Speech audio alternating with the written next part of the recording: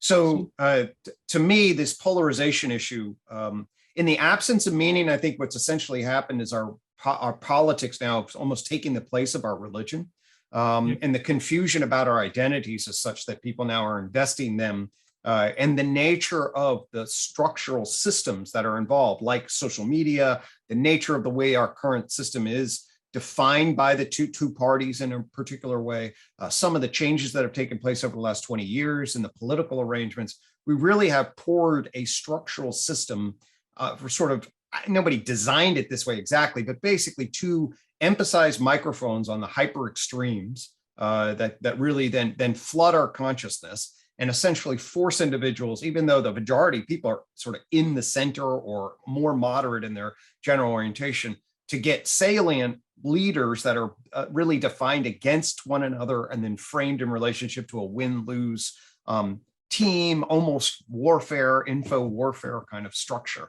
I just think it's really important for people to understand, at least that the potential destructive nature of this and the levels that it's reached are, and people get it, I think, in terms of the way they live, but fundamentally, we're basically participating, I think, in a maladaptive, feedback loop of vicious cycles across a wide variety of different domains. And the psychotherapeutic thing is, hey, if you're involved in a vicious, nasty cycle, just become aware and accept that you're sort of in it, and also stop digging. It's like, do what you can to try to get out of.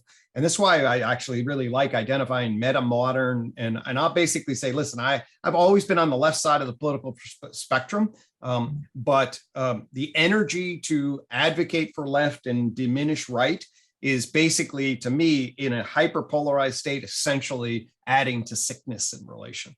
And so I'm definitely somebody who really I just really wanted to echo the work and the effort and the vision and the wisdom from psychology you potentially bring to bear on this is really central and crucial. And I think it's a very, very important point. So I just want to thank you for your efforts and your leadership and your vision in that regard, because, it's one of the things that I think is contributing or a product of the meaning crisis. And it's to turn that around to create a constructive dialogue around leadership and where we might be headed in the future is really crucial to get the institutions back in a functional way and to get our hearts back in a relational world in a way that is much, much healthier. So that's my little spiel on that. But just thank you. Beautiful. And it applies to institutions. It doesn't only apply to just everyday citizens. I think you can apply this model to the work setting where people have these kinds of tensions. Certainly in classrooms, the educational setting, and at the legislative, diplomatic settings as well.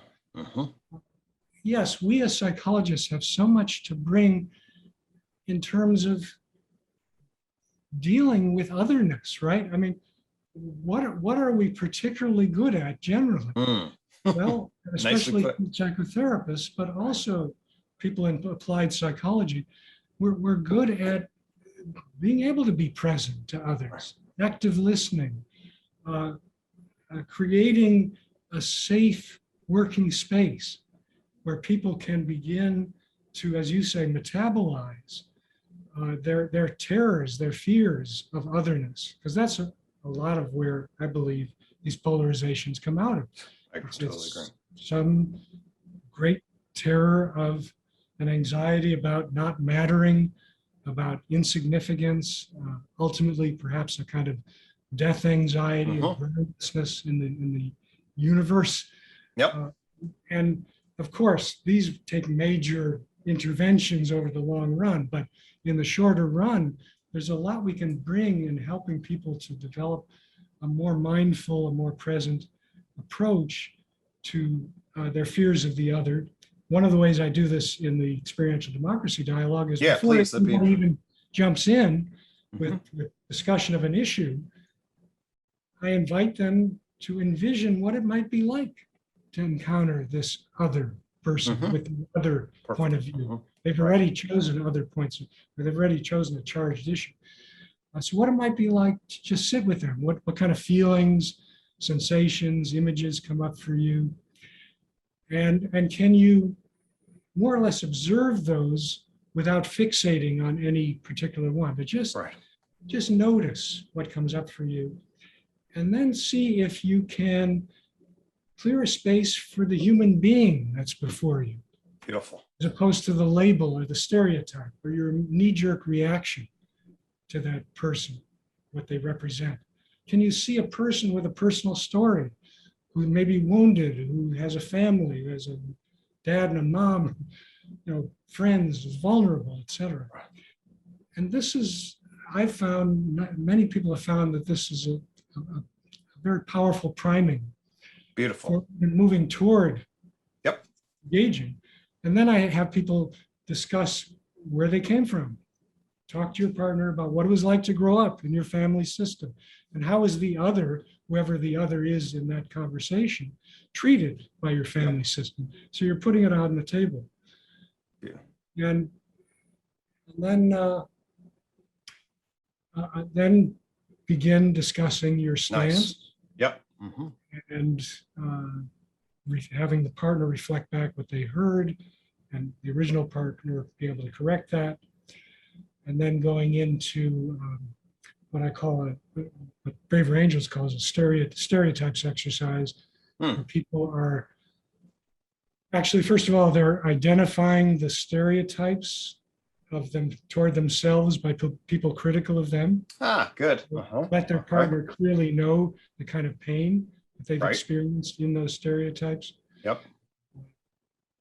Whatever it is. And they can be pretty brutal, as you know, both. Oh, left well, Yeah. And then the speaking partner identifies the false and misleading aspects of those stereotypes, so they get to fill out more of the human picture Right. of what they're about. And then they identify the nuggets of truth to the stereotypes. Nice. Which is a way, again, of humanizing the conversation, of making oneself more vulnerable, more accessible to the other. It's rounding out the picture. Totally. And then they go into a phase where they can ask a question of each other. And all of this, by the way, is predicated on ground rules. You Yep. can't, you really got to try to come from a place of curiosity and respect, if only it's respect for the person being willing to engage with you. Right. Right. But curiosity as opposed to presumption, or certainly accusation, belittlement. So your question needs to come from that, an open question, honest curiosity, a genuine interest in how is it that you see it this way? Totally. And then the final phase of discovery results. What did you both learn about each other, about oneself? And was there any room for common ground? Maybe even actionable common ground. Where do you go from here? Well, clearly these conversations can continue, they can deepen, but my feeling is psychology and psychologists are in a prime position to really move these across the country, at least make them available. Right. I'm not talking about some bureaucratic imposition, but funding for many of us to be able to spread this out in the country and make it available at a number of these levels and places. Totally. I would also call for what I call a relational equity task force Okay. to identify how we can bring more emotionally reparative relationships, more quality, in-depth, emotionally reparative relationships all across the board in the country, but in particular in underserved and minoritized communities. Right. It's so severely lacking. And we try our best in public mental health, but I think many of us know and have benefited from, we've been fortunate to benefit from really substantive and often, frankly, longer term relationships with healers that can help turn our lives around. Right.